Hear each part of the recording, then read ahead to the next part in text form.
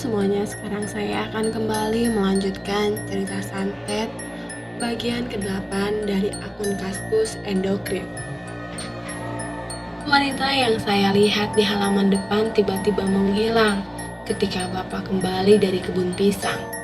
Dengan baju basah karena bercucuran keringat, Bapak saya masuk ke dalam rumah dan mengambil segelas air. Saya hendak bertanya apa yang terjadi, tapi saya urungkan niat itu karena melihat Bapak masih ngos-ngosan mengatur nafas. Keesokan harinya saya bertanya kepada Bapak tentang kejadian semalam. Bapak menjelaskan bahwa semalam dia melihat anjing hitam yang dulu pernah mencegat kita di tengah kebun teh. Anjing itu dipergoki Bapak berada di belakang dapur kami. Rupanya dia ditugaskan untuk mengawasi keluarga ini.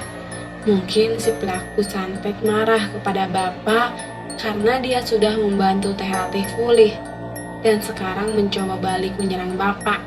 Saya juga menceritakan tentang penampakan sosok wanita yang terlihat di halaman depan. Mungkin sosok wanita tersebut juga yang menampakkan diri kepada ibu waktu di kamar mandi.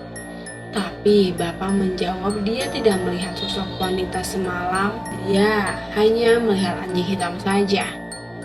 Ibu saya kembali pulih setelah diyakinkan bahwa semuanya akan baik-baik saja.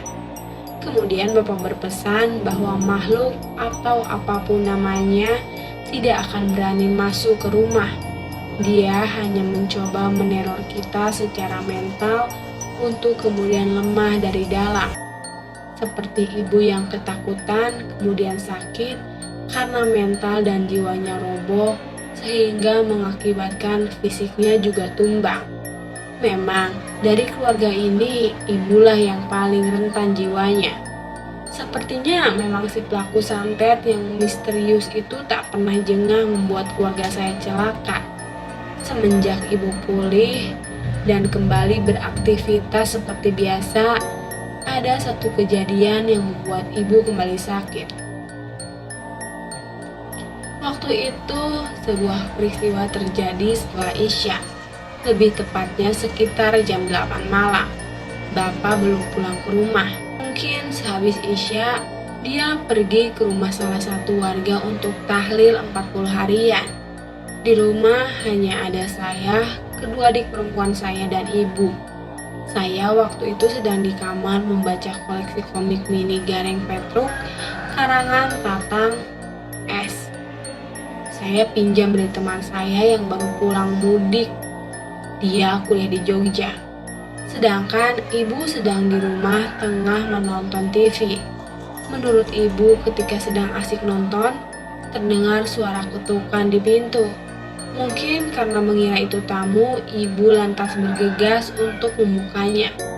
Tapi begitu ibu membuka pintu, tak ada seorang pun berdiri. Hanya beberapa batu seukuran jempol kaki tergeletak di bawah. Ketika ibu hendak menutup pintu, terdengar seperti suara orang memanggil namanya. Ibu menyuruhnya masuk, dan temannya itu diam saja. Karena mungkin ibu tak enak, malah dia yang menghampiri. Mereka berbincang cukup lama di halaman depan sambil berdiri. Karena sekeras apapun ibu mengajak temannya itu, dia tak mau masuk ke dalam rumah. "Ayo atuh Bu ke rumah saya, banyak makanan yang gak kemakan. Lumayan buat anak-anak sama suami ibu," ajak perempuan itu kepada ibu. Setelah diajak, ibu masuk ke dalam rumah untuk mengambil kerudung. Dia mengiyakan ajakan temannya tanpa berpikir panjang. "Jang, ibu ke rumah Ibu Irma dulu ya." Mendengar ucapan ibu, sontak saya kaget.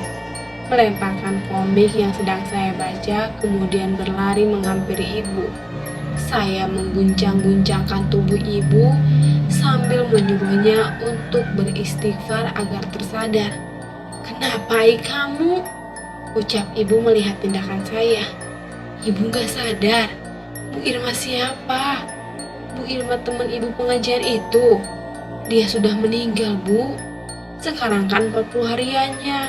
Mendengar ucapan saya, ibu langsung tergolek lemas. Tubuhnya menggigil seperti kedinginan. Saya berlari ke halaman karena penasaran, dan di sana tak ada siapapun. Jadi dengan siapa ibu berbincang tadi? Ketika bapak datang, saya menceritakan semuanya. Bapak tampak geram, namun dia tidak bisa berbuat apa-apa. Menurut bapak, kalau saja waktu itu ibu ikut dengan jelmaan perempuan yang mirip dengan temannya itu, mungkin ibu akan hilang atau disesatkan di jalan. Persis kejadian seperti Teh Maria tempo dulu. Sejak kejadian itu, ibu saya sakit. Semua aktivitas harian, saya dan kedua adik saya yang masih kecil yang mengerjakan. Bapak jarang tidur di malam hari. Dia selalu berjaga dan keliling rumah. Siang hari, Bapak juga tidur hanya beberapa jam karena ada sawah dan kebun yang harus dia urus juga. 2 hari semenjak ibu sakit, tepat jam 3 sore, Kang Asep datang ke rumah. Bapak yang baru pulang dari sawah langsung mengajaknya berbincang di ruang tamu. Saya menduga mungkin Kang Asep hanya main saja, karena semenjak Teh Rati sembuh, dia belum pernah datang ke rumah saya lagi. Istri saya baru-baru ini kena teror lagi, Pak. Saya sudah capek sebenarnya dengan hal-hal seperti ini. Tapi orang yang mengganggu saya ini tampaknya tidak puas dan terus ingin mencelakakan keluarga saya, ucap Mas Asep. Saya mendengarkan samar-samar dari ruang tengah sambil menonton TV. Dari obrolan yang saya dengar, Kang Asep ingin meminta bantuan Bapak lagi. Saya belum tahu spesifik apa yang sebenarnya teror yang dimaksud di sini. Apakah istri Kang Asep kumat lagi seperti dulu? Teror gimana, Sep? Bapak saya bertanya. Karena tertarik, saya kecilkan volume TV agar suara obrolan lebih terdengar. Kang Asep mulai bercerita tentang istrinya. Waktu itu Teh Rati sedang sendirian di rumah, karena memang Kang Asep sering berpergian untuk mengantar dagangannya. Ketika Teh Rati selesai sholat Isya, dia mendengar suara ledakan seperti suara petasan persis di luar kamarnya. Mungkin karena penasaran, Teh Rati membuka gorden jendela kamar. Teh Rati kaget bukan kepalang ketika melihat bayangan seorang pria besar di depan matanya. Dia tak melihat sosok pria itu secara utuh, hanya melihat bayangan hitamnya saja. Teh Ratih ketakutan. Dia hendak menelepon suaminya. Namun belum teleponnya tersambung, gangguan itu datang lagi. Kini terdengar langkah kaki seperti orang berlari.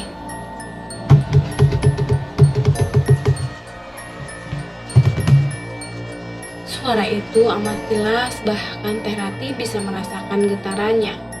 Suara lari itu seperti mengelilingi rumahnya. Mungkin kalau dihitung, suara itu sekitar 6 putaran. Teh Rati tak bisa memastikannya karena dia terlanjur ketakutan. Sedangkan Kang Asep tak bisa pulang karena dia baru setengah jalan mengantar Nanas ke daerah Purwakarta langganannya. Maka Kang Asep menyuruh Teh Rati untuk pergi ke rumah tetangganya karena rumah ibu Teh Rati beda kecamatan dan sangat jauh. Tidak mungkin Kang Asep tega menelepon mertuanya itu untuk menemani istrinya. Teh Rati ingin keluar untuk meminta bantuan, tapi bayangan hitam itu tampak sedang menunggu di luar. Tak ada yang bisa dilakukan Teh Rati kecuali menangis ketakutan. Teh Rati mencoba berteriak minta tolong, bahkan dia sangat keras berteriak. Namun anehnya tak ada satu orang pun yang datang menghampirinya. Sepertinya kekuatan gaib telah meredam suara Teh Rati agar tidak terdengar orang-orang. Atau bagaimana, saya tak mengerti cara kerja si pelaku santet. Teh Rati pergi ke dalam kamarnya dan dia bersembunyi di kolong ranjang untuk mengusir rasa takutnya. Tapi tiba-tiba dari jendela kamarnya terdengar suara pelan perempuan. Suara itu begitu halus namun lirih seperti orang kesakitan. "Rati." Suara itu terdengar berulang-ulang memanggil nama Teh Rati. Teh Rati yang semakin ketakutan, dia mencoba menutupi telinganya dengan telapak tangan. Tapi suara wanita lirih yang awalnya pelan, kini terdengar marah. Suara tersebut menggelegar memanggil-manggil nama Rati. Suara teriakan perempuan itu dibarengi dengan suara gebrakan tangan yang memukul kaca jendela. Astagfirullah. Hanya istighfar yang keluar dari mulut Teh Rati untuk menghilangkan ketakutannya. "Buka pintu, Rati! Keluar kau, Rati!" teriak suara perempuan di balik kaca jendela kamar yang sosoknya tak terlihat oleh Teh Rati. Kang Asep pulang sekitar jam 3 pagi bersama temannya. Merasa curiga karena Teh Rati tak merespon saat pintu diketok-ketok, bahkan saat ditelepon pun tidak ada jawaban. Tapi suara HP Teh Rati di dalam rumah terdengar oleh Kang Asep. Sekitar 1 jam tidak ada jawaban juga. Kang Asep yang merasa curiga dan khawatir akhirnya mendobrak pintu rumah. Teh Rati ditemukan di bawah ranjang dalam keadaan tidak sadar. Tubuhnya dingin dengan wajah pucat bercucuran air mata. Bahkan mulutnya tak bisa berhenti mengucapkan istighfar berkali-kali. Kang Asep mencoba menyadarkan mulai dengan mengguncang-guncangkan tubuhnya, menyiram wajahnya dengan cipratan air, bahkan sampai menampar pipi istrinya itu supaya tersadar. Mendengar cerita Kang Asep, Bapak menghela napas.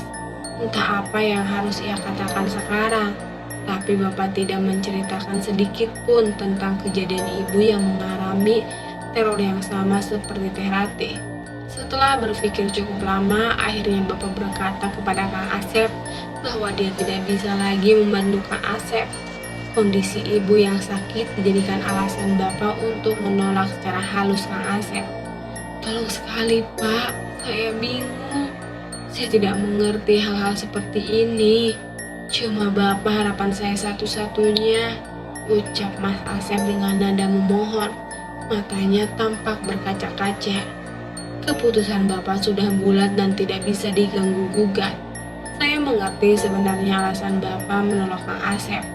Yang awalnya Bapak kira hanya niat menolong saja, sekarang imbasnya malah kepada keluarga kami.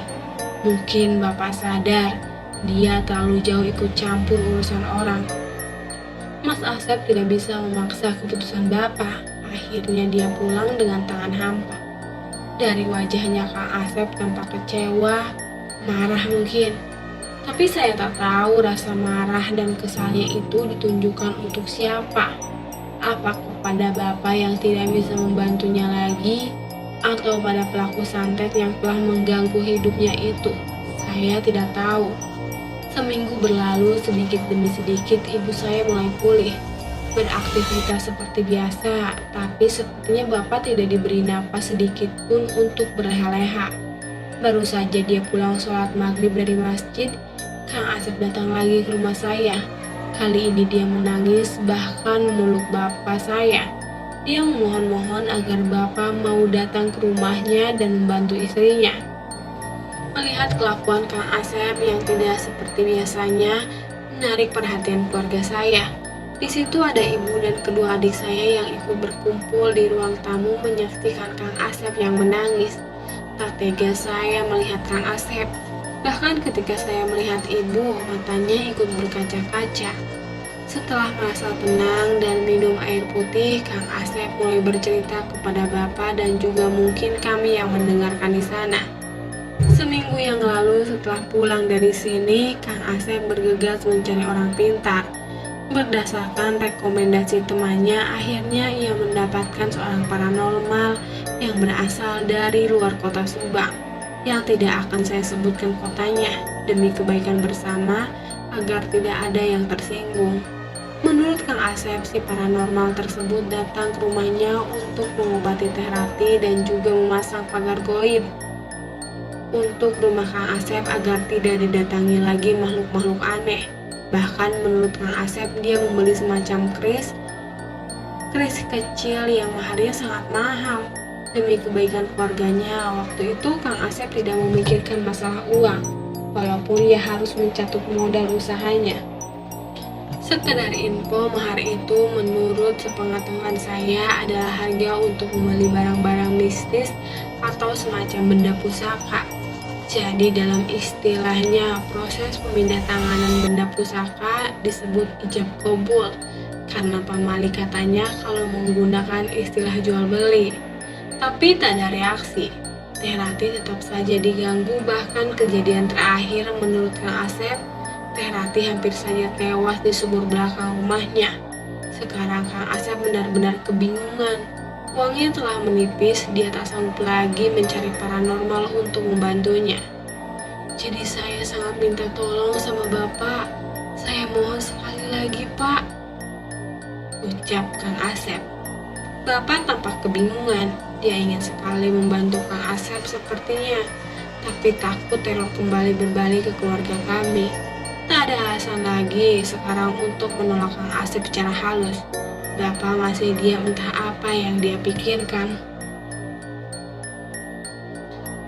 Atau kalau Bapak tidak mau membantu, tolong sebutkan saja siapa yang melakukan ini pada keluarga saya, Pak. Saya akan labrak orang tak tahu diri itu, ucap Kang Asep tanpa gerak. Apa yang terjadi di sumur belakang rumahmu, Sep? Yang kamu maksud hampir saja menewaskan istrimu.